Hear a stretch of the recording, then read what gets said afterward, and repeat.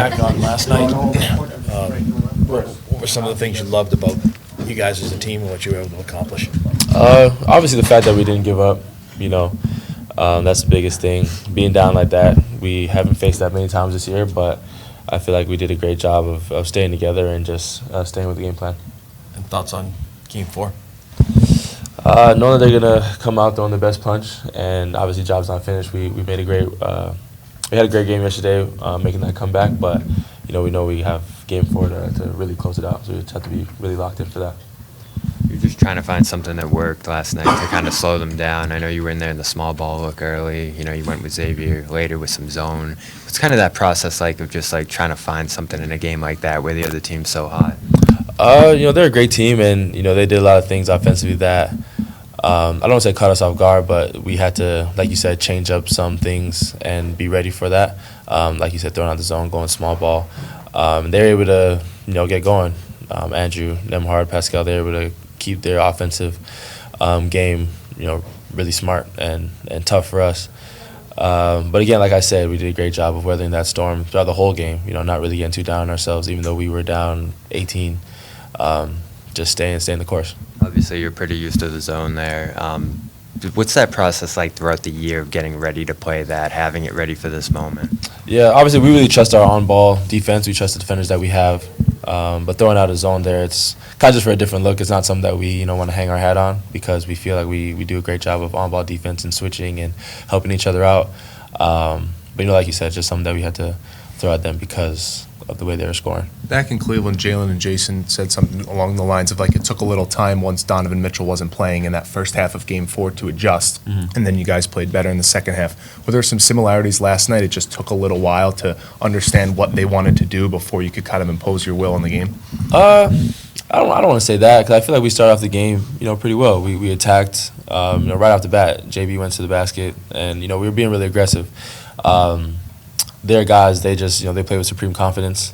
So I don't think we eased into the game at all. I think we just once they started going, we kind of let back a little bit, and Joe was able to remind us like, all right, we're a really good team. Being down 14-12 is not anything in the NBA. So just remembering that and remembering everything that we can do as a team is what I think got us over that. You mentioned Joe there. What's the trust factor from players to coach? I mean, second year around, it seems like he's more comfortable in what he wants to do. You guys are more comfortable in what he's preaching.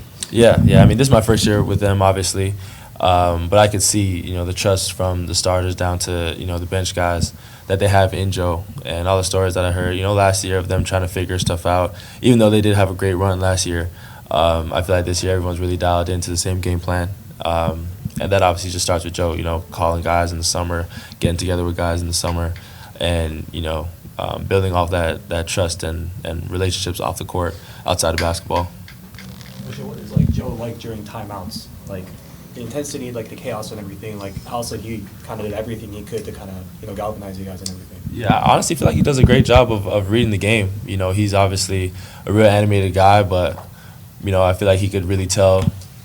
Not that anything was slipping away, but once the game starts to go like that, where we're getting down double digits, I feel like he did a great job of kind of calming us down. Where it could have been, the other side, where he came in probably yelling or screaming for things that we, could fix. Some guys might take it a different way. Some guys might accept it. But I feel like he did a great job letting us know, like, all right, bro, we're in the NBA. Here is, a 12-point deficit. Like, how are we going to chip away? How are we going to get back to it? None of this stuff matters unless you start playing hard. That was one of the things he said. And I feel like, that talk kind of got us back to playing the basketball that we know we can. As a player, what's it like in that locker room the moment you guys are all together, knowing what you were able to do last night? Yeah. Like I said at the start, obviously job's not finished, but, I feel like we could pat ourselves on the back. They're a great team, and coming back down 18 on the road against anybody is hard. So I feel like a lot of people were shocked and stunned and kind of like able to let out a breath a little bit, myself included, especially at the end there. But, like we said, the job's not finished. But we were definitely happy and proud of ourselves for sure. And to watch Drew do what he did down the stretch. Yeah. I mean, that's who he is. That's who he's been for a long time. And, I know a lot of guys said it yesterday, but definitely glad that he's on our team. You've been vlogging this entire playoff run and this entire season. What's been your intention behind that, and how has it been to be able to give fans kind of a behind-the-scene look of like what's going on? It's exciting. You know, I know a lot of people like watching it, but for me, I just like doing it. You know, it's fun for me. It's a hobby. Making videos of taking pictures, stuff like that. It kind of just eases my mind a little bit. You know, when I go on my walks, just put my music on and do my thing. But I know the fans love seeing it, and you know, it's definitely not going to stop. Have a couple videos ready to drop, so just stay tuned for that. Oshae, it seems like you haven't made it play as much as you wanted, but you seem like you've really enjoyed this journey with this team. What's the journey been like to be on a team with championship aspirations and just kind of be around these guys? It's been great. It's been great. You know, one thing I always joke about. Last 3 years, I, you know, booked my vacation 2 months before the season was over. You know, and now being here, playing now, it's really fun. It's exciting, and this is where I want to be. You know, I being here and like you said, not playing as much. It's still fun. You know, I'm still like engaged. I'm still ready to get in whenever I can. But this is something that I want, you know, kind of for the rest of my career, like playing this level of basketball, this intense, the intensity that we play with, and the attentiveness to detail. I think that's something that I'm really good at and really fits my game. So this is where I want to be, and I'm excited. I'm happy to be here, but you know, I don't know, I can't even put into words like how fun it is, the run that we're on right now. Thanks, Oshae. Thanks.